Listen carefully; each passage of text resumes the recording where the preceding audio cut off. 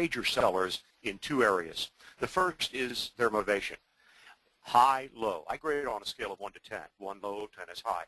As an example, let's say that we have a seller. I have a seller that I talk about that I actually listed or didn't list their home, but I call them the Sunday seller.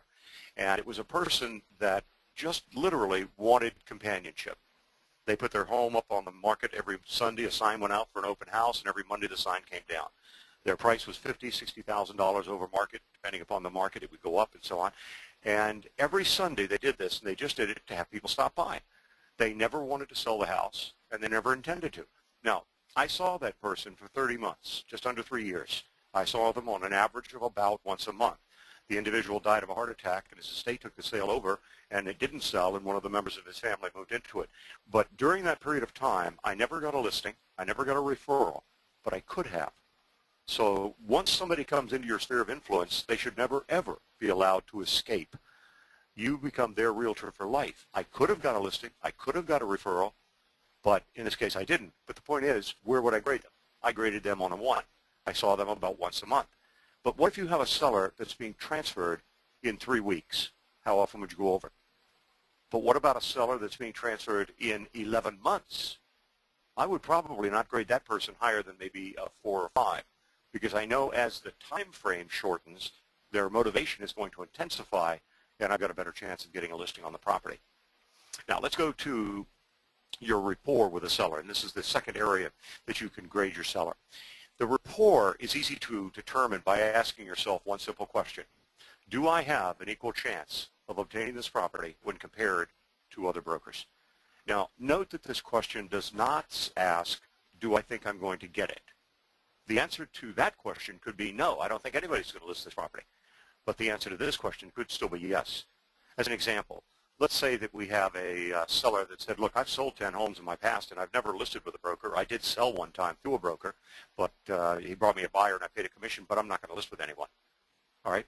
In that particular case, the answer to the question, do I think I'm going to get a listing, would be no, I don't think anybody will ever list this property. But if this individual's motivation intensified to the point that they had to list, do I have an equal chance? Yes, I do. And so the answer to this question is obviously either yes or no. So we need to grade it, yes equaling, say, ABC, and no equals ABC or XYZ. Let me give you some examples of this. The person I just described would be an A. Obviously a yes, but it wouldn't be an A or B. It'd be a C. It'd be the least of the yeses. Now, question.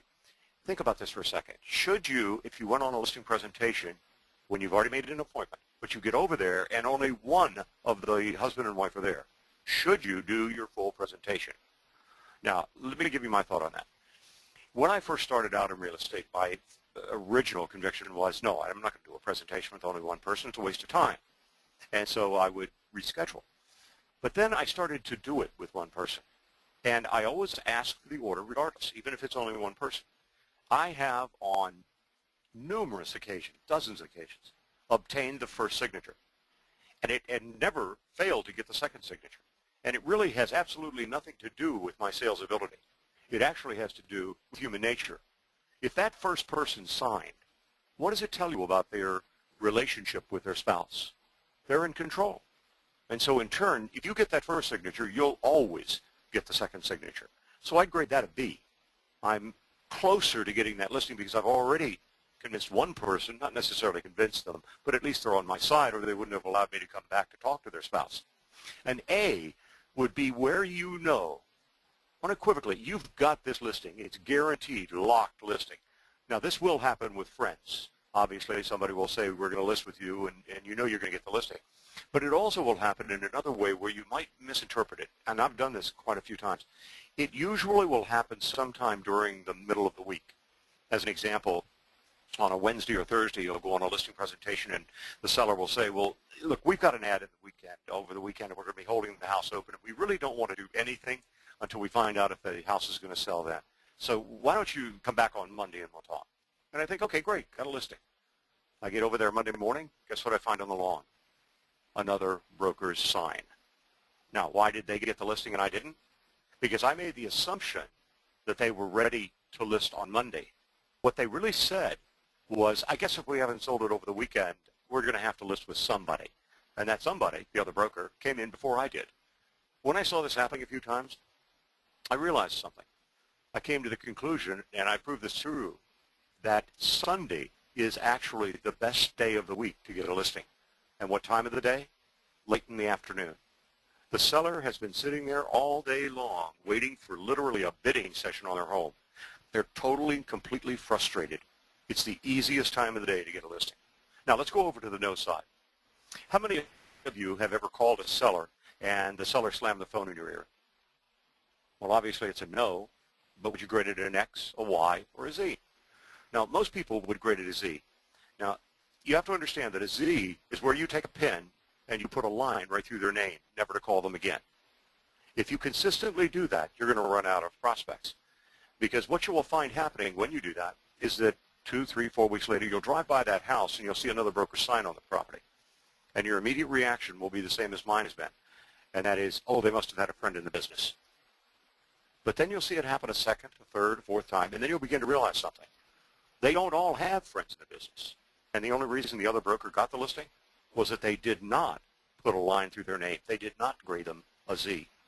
So you have to be very careful with this. Let me prove to you that they shouldn't be graded a Z. I'm going to ask you 3 questions, and I'm going to answer them for you, but I think you'll agree with the answers. The first question is, you now own a home, and you're ready to sell it. In your mind, how does your home compare with all of those in your neighborhood? Well, it's the best. Don't we all feel that way? We feel that we've got the best home. We've kept it up better than anybody else. We should be able to ask more for it, and so on. Intrinsic value, basically. All right, second question.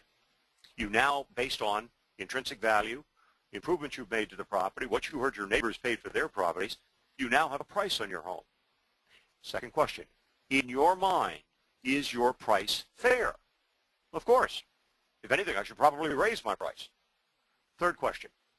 You write an ad for a Sunday open house, and you run out Sunday morning, grab the newspaper, you find your ad. How does your ad read? Best ad that's ever been written in the history of real estate. Now, isn't that the mindset of most sellers? They think they have the perfect home, priced right, not underpriced, and they've written the perfect ad. And so they expect this, the bidding session on their home. But then nothing happens. But yet, you're the 14th broker to call them in the afternoon. What do? Slam the phone in your ear because of that frustration. But what did they do with the first broker that called at 9:30 this morning? They were very nice to them. You're the first person that's called. We just put it on the market. Why don't you give us a few weeks and call us back and we can talk? But right now, we really want to try to sell it ourselves. And why did they slam the phone in my ear? Strictly frustration. So I would actually grade that person an X. And then what should I do next? Most people would say, well, call them back. No. Go over and knock on their door. Honestly, do you think that they would remember that you're the same person that they ended up slamming the phone down on? Of course not. But if they slammed the door in my face at that point, I'd grade them a Z. I'd grade them a Y. When should you grade them a Z? And there is a point of a Z.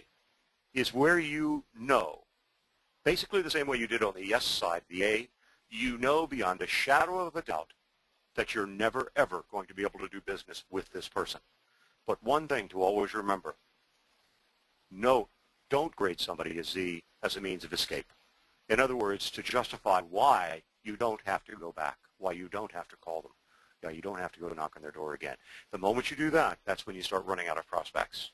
Now, let's establish the true value of money and your time. What's it really worth? You go to the market and you have your keys and you put them in your purse or your pocket and you have 38 cents in your purse or pocket and you come out of the market, you get back to your car. The keys are there, but you have a hole in your purse and your pocket and you lost the 38 cents. Would that bother you? Most people would say no. 38 cents isn't really a meaningful amount of money. $38, $38,000, sure, but 38 cents, no. Okay, let's make it meaningful. The following is based on 3 assumptions. First, your earnings are only $40,000 per year. Number 2, you manage your time effectively and don't spend the 20 to 30 minute period or 5-minute periods of time a day. You only waste 12. In other words, 1 hour per day. And the third assumption is that you work an 8-hour day and take 1 hour off for lunch. So now let's look at what that means.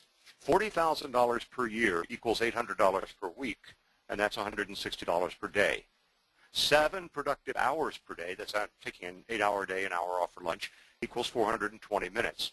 Now let's look at the $160 and take the 420 and divide it into the 160. And guess what it equals? 38 cents per minute. So that means each minute of your working day is either worth or is a loss of 38 cents. But again, it's only 38 cents. So it really doesn't have any meaning. But you can make it meaningful if you watch this next slide. How does it actually impact your income? Now remember, this is based on 12 5-minute periods and only $40,000 in earnings. And we're going to look at 3 different time frames: a day, a week, and a year. First of all, in a day, 12 periods of 5 minutes, 60 minutes, times 38 cents equals $22.80 in lost potential income per day. In a week, that means $22.80 times an average of 5 days is a loss of $114. And using a 50-week year, that's 114 times 50 is $5,714 in lost potential income per year. Now the question is 38 cents meaningful? Is $5,700 meaningful? And remember, this is based on only 12 5-minute periods of time a day. What if you are, in fact, wasting the average of 20 to 30 or even more? Then it could be $10,000 to $15,000 to $20,000. Or what if you're not earning 40 but you're earning 80 or 160 or even $500,000? Depending upon your age, if you stay focused, you could literally hit the equivalent of the lottery in your lifetime by simply utilizing your wasted periods of time. Have you ever noticed that some of the associates in your office have a tendency to walk faster than other associates? They seem to almost exude energy. They're always in motion. They talk faster. They're always doing something. Well, they appear to have more energy than anybody else, but it is just an appearance. They really don't. But they have the secret to unlocking riches. They have enthusiasm. And that actually is the secret to unlocking riches. They have a passion for what they're doing. Now, if you're brand new in real estate, you don't have this. You have an excitement, but you don't have the burn. But it's almost like a snowball going downhill. As you start to gain those short-term goals, do you remember I said they're stepping stones to success? As you start to gain those, more and more of them, then all of a sudden this enthusiasm begins to apply. And all of a sudden, you cannot wait to get up and go to work in the morning. Let me make it pointedly clear. Let me ask you a question. Have you ever held a job in your life where you woke up in the morning and said to yourself, God, I wish I didn't have to go in today? If that's the case, then obviously it's the opposite of this. These people wake up and they can't wait to prospect because they know prospecting leads to a listing or an appointment, which leads to the listing, which leads to the sale, which leads to the income. Now, there's a direct path between enthusiasm and riches. And to find that path, we needed a 3x5 index card. Do you remember that I mentioned earlier that you need to post your goals? This is an ideal way of doing it. Take a 3x5 card and print on it the information that you see here. Now, let me go through this with you and explain exactly what you're going to put in each part of this. On the top line where you see the first dollar sign, you're going to put the amount of money that you will earn this year. It's not a matter of what you want, what you think, or what you're capable of. This is what you're going to do. All right? On the second line, you're going to indicate what that is going to be worth to you based upon the amount of time that you're going to spend. And just using the same type formula that I did with the 38 cents will achieve that. Now you see 3 words, generates, creates, and equals, and blanks before and after. Let's fill in the blanks with enthusiasm, generates, energy. Have you ever heard of the term, if you want something done, give it to a busy person? Well, it's an absolute fact. They can get more done within the same time frame. And then energy creates time. This is really a misnomer because it doesn't actually create time. It just simply gives the illusion of creating time. And then the last line should be obvious to you, and that is time equals money. Now, I want to highlight 2 words on there, and that is enthusiasm and money. Do you see the direct path between the two? The enthusiasm will generate the energy that generates the time, and the time equals the money. Have you noticed in this, let's wrap it up a little early today, but have you noticed through this entire presentation that there were 2 words that I kept using throughout the entire webinar? And it says everything. If you just simply stay focused. On every other slide, these words were there. If you stay focused on your goal, you know exactly how to plan it, how the strategy is going to work, then you will have absolutely no problem managing your time, because there won't be any way to go except down a straight path. You're totally focused on what you need to do.